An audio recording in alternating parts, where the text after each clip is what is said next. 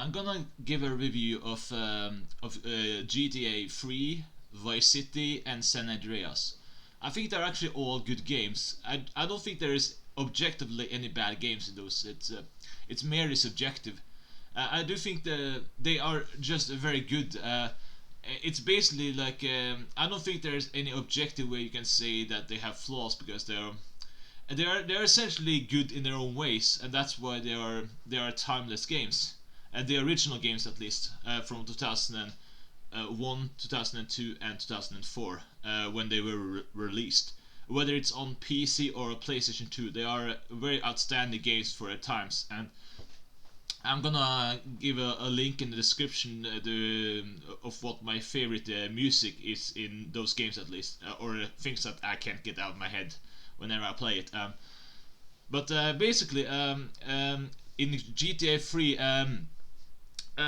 what's a little bit different from Vice City and San Andreas is it kind of relies a little bit more on memorization. For example, if there is some address you have to go to, then it won't show in the mini radar where it's supposed to go. You have to kind of know where it is. So some may don't like that, but I actually am not really that offended by that because it basically I do think it kind of tries to make the player more aware of instead of relying on your GPS, you kind of have to rely more on your instinct or memorization of locations, kind of like real life. So actually, I actually don't mind that aspect.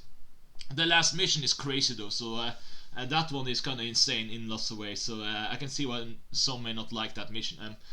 But it's a very good game. I still think it's a very cool game for its time.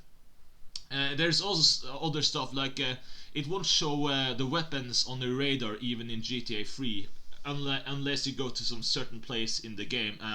So that's a little bit of an interesting thing. So it kind of relies a little bit on memorization aspect of knowing where a location is. So yeah, maybe some call it a little bit old-fashioned game design, but I don't mind GTA 3. I think it worked for its time. But yeah, in the next game they kind of had a more easier radar system when if you just drove far enough, then you will eventually find a weapon store on your GPS or stuff like that. So it didn't use more the more cryptic ones.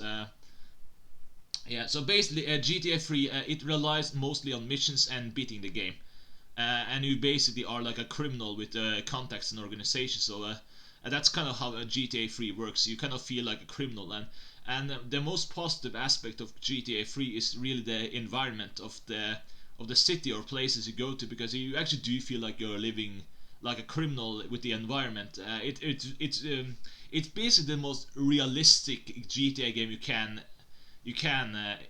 get in a sense, because I do think GTA became a little bit way more comical after that game. And they're not bad game after that. I'm just saying that the GTA 3 I think it's closer to a realistic GTA game you can get in the series. That's really just in general, really. So yeah, now I guess I've talked enough about GTA 3. Now I'm going to talk about Vice City.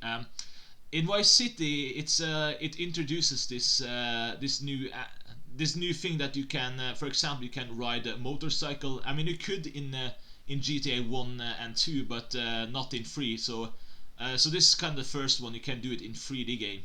So you can drive motorcycle or scooters and stuff like that.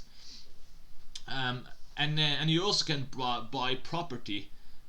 So you can like buy real estates. I mean estates. I mean in certain areas of the game, which in kind of later on in the game you kind of are required to do so to beat the game either way. But yeah, it's kind of cool. I think that was kind of a very engaging thing. It kind of is like a mix of being a criminal versus being like a businessman. So I thought that was actually kind of a cool concept actually. So I actually do like that aspect of the game of Vice City. And basically yeah, your character talks in this one. So the previous game he didn't talk, but I didn't mind that either though. Yeah, it's a little bit more easygoing on some stuff. But it kind of gets a little bit harder when you have to get properties and stuff. I do think at least that part got a little bit harder because it kind of went smooth until that part kind of you had to think a little bit on that one. I don't really know much what to say really. It's a pretty okay game. So yeah, yeah, it's a pretty okay game. That's all I have to say really. And I do think San Andreas. I guess I'm gonna talk about GTA San Andreas. I think that one is probably the best in the series of those three because I do think they did a lot of good things with this one. Mainly, I think the controls is much better. The way you control the character and you can kind of jump over um, over walls and fences, so we can get around easier than in the previous games where you couldn't do that. You can also swim. You can also actually exercise your body, so you can be either fat or muscular. It's a pretty engaging game. That's why I think this is the best one because it has lots of stuff to do, so you kind of feel like you are almost like you're in this game in a sense. So it's a very fun, engaging games, and it also has very good music too. Uh, and it's kind of like you're sort of in a gang, and you kind of work yourself up to kind of how to say it. You kind of are basically in a situation with corrupt cops, and you kind of have to work yourself up to kind of to beat them to the punch. Basically, that's basically the whole plot of the game. You have to just work yourself up to kind of get more connections and overall just you're kind of a mixture between someone who belongs to a gang and someone who kind of are trying to work with opportunities to try to get it better in a sense, if that makes sense. But overall, it's an overall game that is, I think, is the best about this because there's lots of stuff you can do. You can date certain girlfriends if you have a love interest. You can also do some side missions if you get a phone call. You can also actually ride a bicycle. That's actually a very new concept. Ride a bike if you want to. It's kind of fun. And also you can learn some new fighting moves, and it's overall just a very brand fresh thing with this game.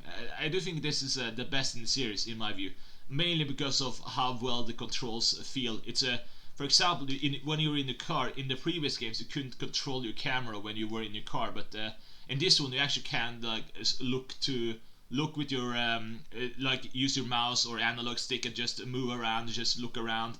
Where in GTA 3 and Vice City, you basically had to just you had like a fast camera angle. You have to look to the sides, and it was a little bit more clunky. So I do think they made some very much improvements to their gameplay. So in my view, I do think San Andreas had the best gameplay of all. And now my ratings will be honestly, my ratings would always be 10 out of 10 really, because they are good. They are all good games. They are basically improving in their own ways, and they are very good. I do think that for the time being, I do still think that they are 10 out of 10. Even if some try to criticize that maybe it's a little bit outdated on some of the control scheme, but I do think they are still good games and fun, entertaining games. But despite them being very old, I do think there are 10 out of 10 games still. So that's my rating, at least, on GTA 3, Vice City, and San Andreas. What my preference will be is I do think I guess if I were to put what I prefer mostly, I prefer San Andreas on top, so that's a 1 for me, and I do think that GTA 3 is on second best. The reason why I guess I'm not hugely into the Vice City is because I think there isn't enough for me to grasp around it to make this my favorite. But it's a good game though. I'm not trying to say it's a bad game. It's just my preference. So if you like it, that's totally fine. They're all good games. So that's just my review of it. So thank you for listening to this review, and thank you and bye.